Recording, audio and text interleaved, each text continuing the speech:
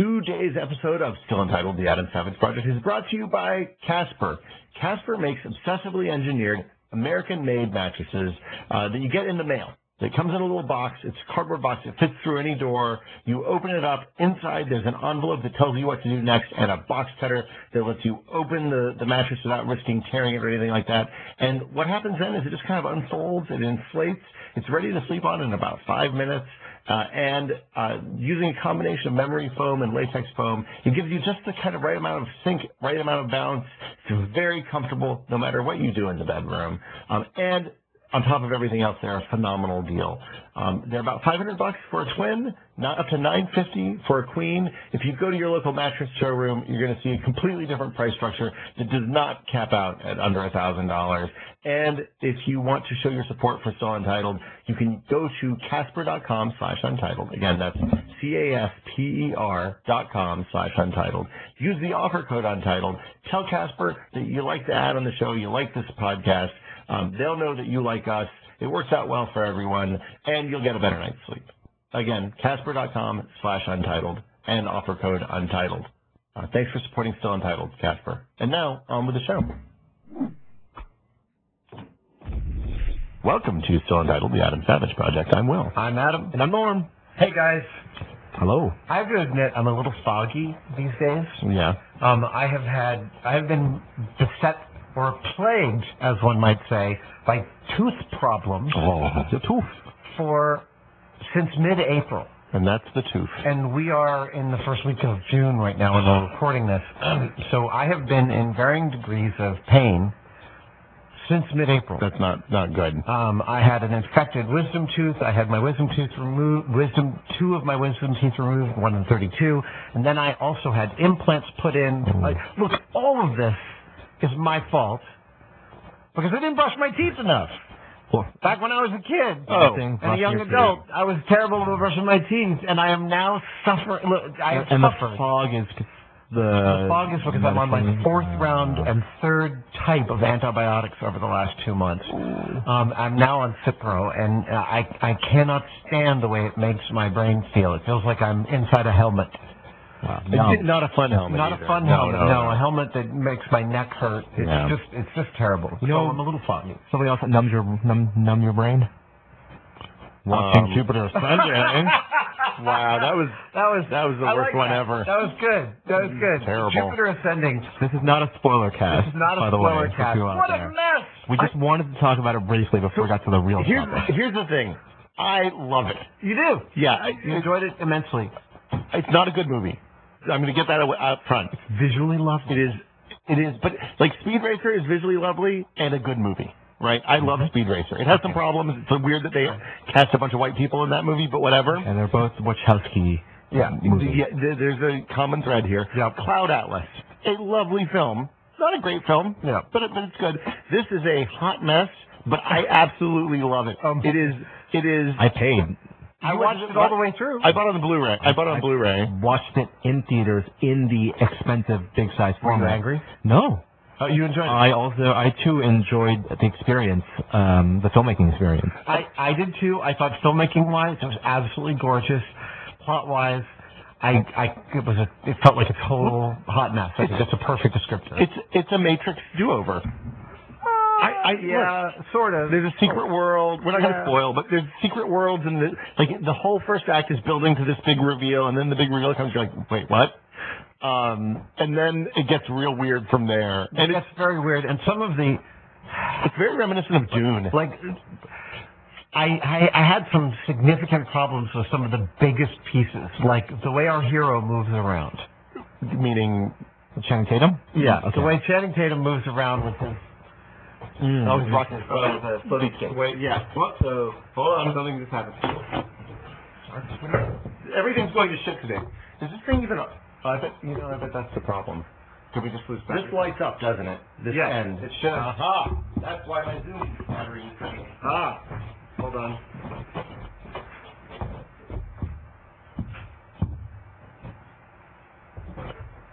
Lighting up now? Turn it off. I bet it's the button. It's probably the button on the thing. I don't know where that button is. I think it's way up at the top. I can do it on an Apple box. Oh, really? Yeah, I think. Oh, you're a tall guy. Yeah, that's me. Will Smith. Tall guy. Person who is tall. You want to do your shoulder for a sec? Yeah. Thank you. Problem with skinny jeans. Maybe there isn't a button on this one. Okay, so hold on, that should have a light too. There's no light out of the yellow cord. Out of the yellow cord? The yellow cord comes back here. See that? Oh, that might not be yellow cord? Nope. Okay, the yellow cord comes back to there. Why would the yellow cord not be on? I hit the... Oh, that already. Try that. Should that part lights up? No. Weird. It's hard to believe that I mean, I can do it on double A's. This is the power here. Oh.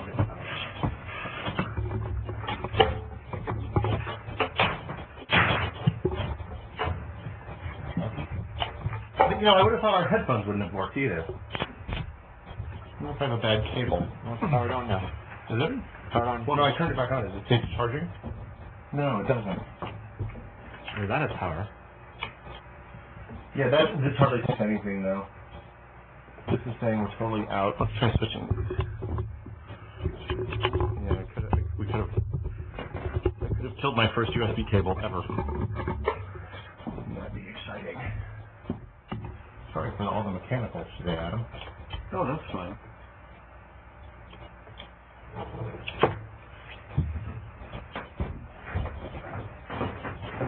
Still have to do something. I mean...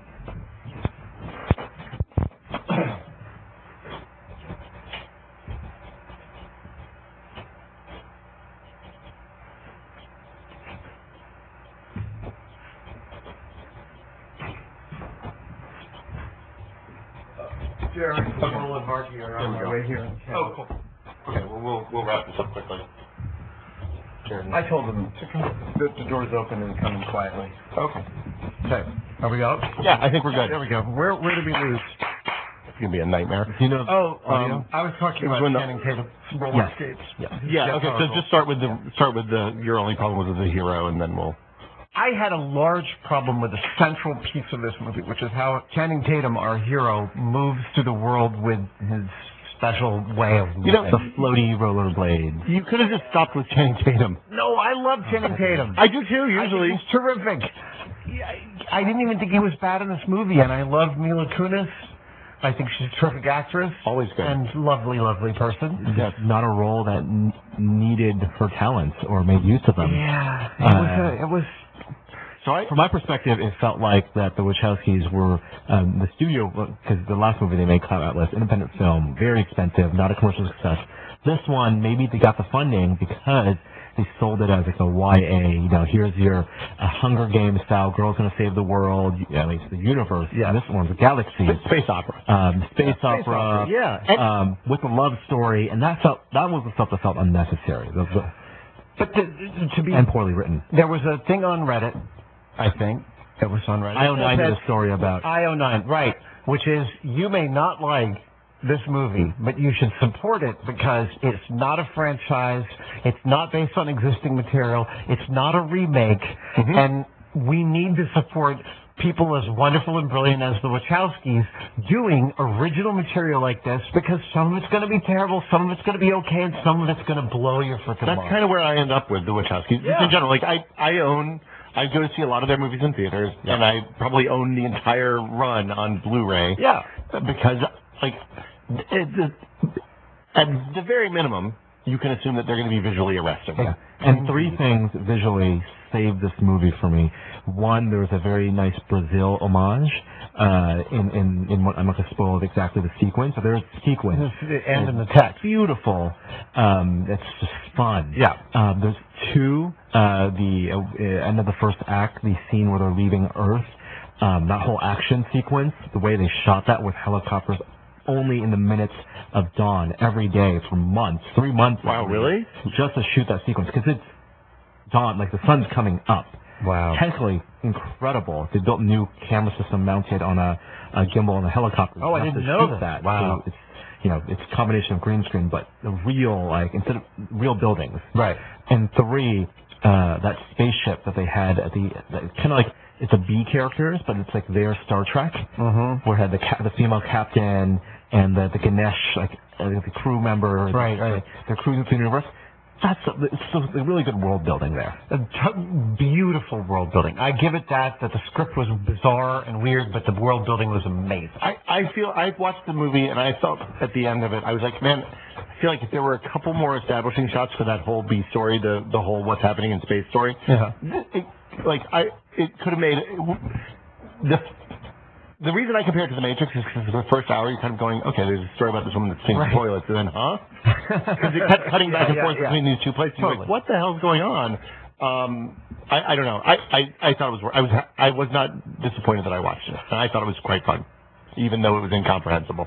I'd probably watch it again. All right. Yeah. I should watch it again. I don't have a segue, but I wanted to talk a little bit about this week about a rekindling of an old love for me. Was this the thing that ended up with me laying on the ground in the mission last week? Yes. Okay. Indeed. I years ago was the subject of a Department of Defense briefing about security and location tracking in the new smartphones. Okay.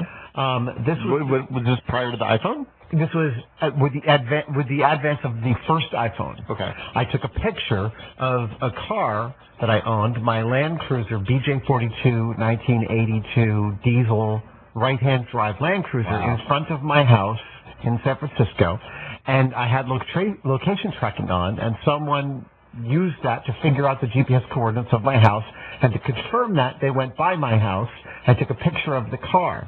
And the DOD built a briefing based on this occurrence saying, you got to be careful with smartphones because the pictures are carrying data you don't know about. This is early days. Now that's standard. Everyone knows to turn it on if you want and turn it off if you want. But the salient point is that back in 2008, I bought a Land Cruiser. I had it restored, except for the engine. I had the body restored. And I drove it around a bunch, and I really enjoyed it. Then I moved here into the Mission, where parking was much more the premium, and I had it stored for a while. And I pulled it out of storage a couple months ago. I had it mechanically fixed back up again with the idea that I was going to sell it, because you have said multiple times, hey, it doesn't make sense for me to have this car. I'm never going to drive it. It's not a good San Francisco car. Can't take it on the freeway, yada, yada. Yada, yada, yada. And I thought, I'll sell it. It's worth a bunch. I could, the dough would be great. I started driving it around and fell totally back in love. I've never driven a right-hand car in a left-hand car country. But you've driven a you've driven a right-hand car in a right-hand car country. You've driven right-handed automatic cars in right-hand car countries before. So this is a right-hand drive standard. So you're shifting with the wrong hand. You're shifting with the left hand. Is it still first on the left? Are the gears still in the same spot? The gear mapping is the same. So it's not just like the whole thing's mirror image. No, the first is upper left and reverse is lower right. Okay. I will say to get to drive it took me 2 days just to feel pretty much comfortable with it. Having not driven it in 5 years, I got in it 3 weeks ago, and it was I was right back in it. It's like you're a mailman. No problem. Yeah. The hardest part about driving a right-hand drive car on the right-hand side of the road is looking for the rearview mirror. I keep looking to my upper right for it. I would think left. Is it left turns?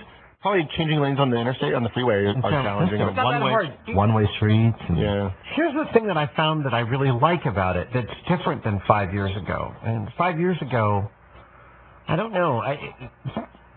Basically, what I've been falling back in love with is how analog it is to drive this car. I love my Fiat, and it's a standard too, but, modern cars, they're super quiet, they're super comfy. I've got seat heaters, everything's great, my stereo's lovely, I drive to work, but the car is insulating you from the experience of the fact that you're hurtling around the world at 70 miles an hour.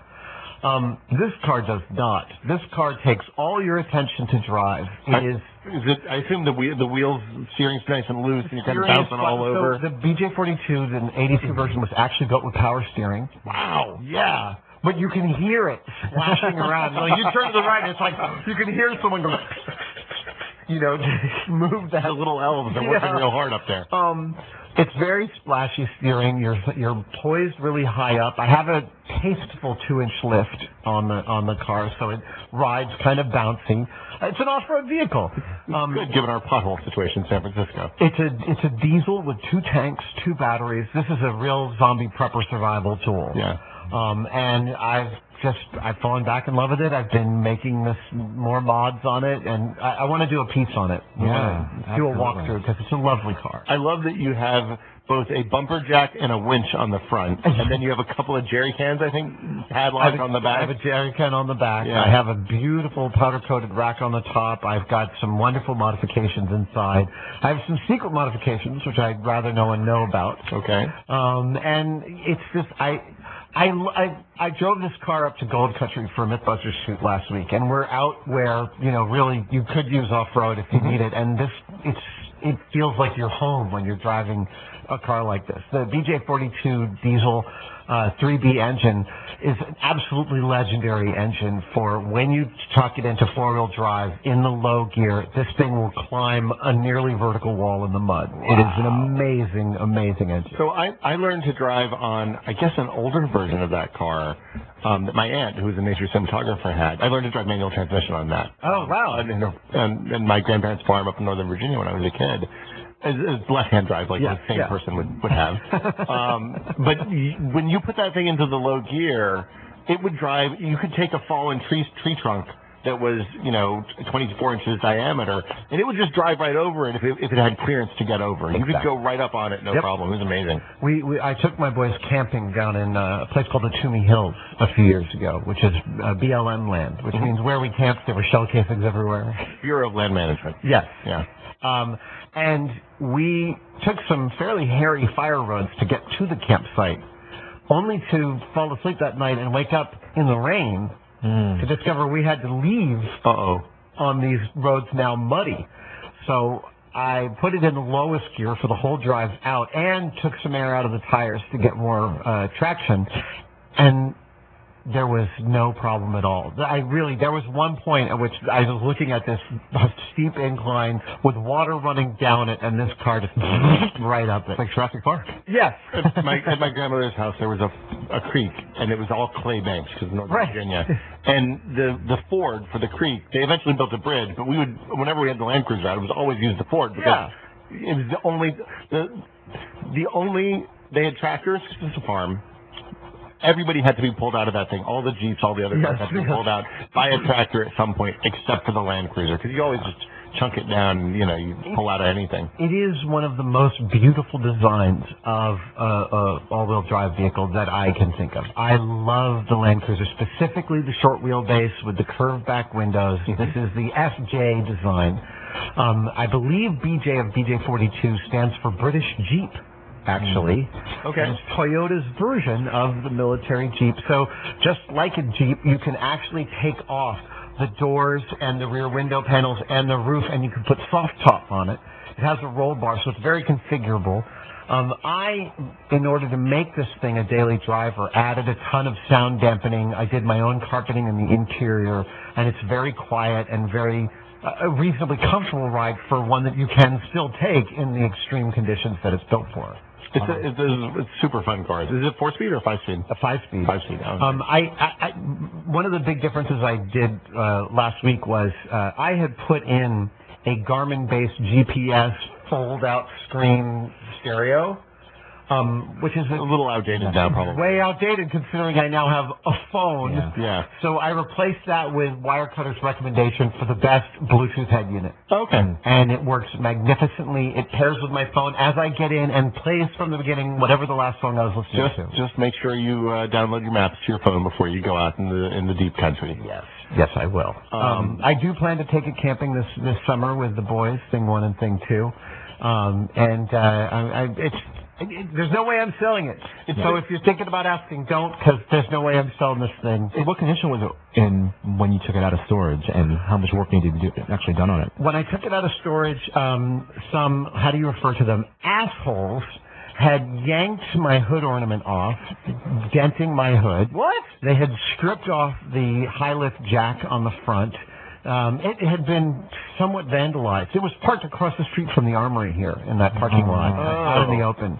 So it needed a bunch of mechanical work in order to get it back up to snuff. No. Oh, wow. The paint, That's really nice, right? Well, because when I bought it in '08, I had it restored from the studs out. Got it. So the body is just perfect. It's the same one from The Gods Might Be Crazy, right? The Gods May Be Crazy. I can't quite picture that one, but I'll take your word for it. Reasonably sure. That might be an FJ40. I think it's the short wheelbase. Well, the FJ and the BJ are hard to determine. You have to know your land cruisers I don't to know tell them the that difference well. between them. Well, we'll definitely do a piece on it. We definitely will do a walkthrough. When you're doing work on it, I mean, it's fun to work on an old, fully mechanical car. There's carburetors, there's no electronics in that thing. You just hit the batteries and turn it on. Well, it is a diesel, so yeah, it's wonderful. It's wonderful to work on it. The two batteries are great because, like, the other day we were out here and I got out and I'd left my headlights on, so the battery was dead. Switched to the other battery, started right up. When will it charge the other one off the alternator while you're doing that? Yes, it charges both. And it's got two tanks that hold, I think, 13 and 10 gallons, so you can head quite a distance on the. Like I said, it's a zombie prepper vehicle. Quite the car, yeah. I guess it's as good a place as any to wrap it up. Thanks for watching, guys. We will see you all next week. As always, like us on YouTube, Facebook, Twitter, YouTube. Write reviews on iTunes. We have the membership promo running still. Yes. Right. We've talked about it a lot the last few weeks, so we'll just do the high points. Adam, you made an amazing poster again. Of my toolboxes from when I was a model maker during the ILM days in the late 90s, early aughts. If you want to find out about that, you can go to tested.com/membership for the details. By now, we may even have a way for existing members to tack on another year to the membership so they can get the poster. I want that to happen. We'll have that. That'll happen soon. It's going to happen. It's just a matter of like getting all the dev resources in the right places at the right time. So anyway, thanks for watching, guys. We'll see you all next week. Bye. Bye. Hey, Norm, do you like filling out surveys? Oh, you do? It's great that we have great advertisers on Still Untitled, and they support the show and keep it free for everybody listening. But one of the reasons that they love Still Untitled is that they know the show has amazing listeners. Right, Norm? Right now, we have a survey that I'd love for you to take to help us learn more about you guys, our audience. You can go to podsurvey.com/untitled. The survey will take about 5 minutes. We're going to ask you some questions about yourself, things you like to buy, things you like, things you're interested in. It's completely anonymous unless you choose to give us your email address at the end, which we will only use to notify you if you win a $100 Amazon gift card that is drawn monthly. That's it. That's all there is. If you've taken the survey before, we'd love for you to take it again for us. It helps us support the show, and you get the chance to win the $100 gift card. That's podsurvey.com/untitled. podsurvey.com/UNTITLED. Thanks for helping us find the best advertisers for the show so we can keep it free.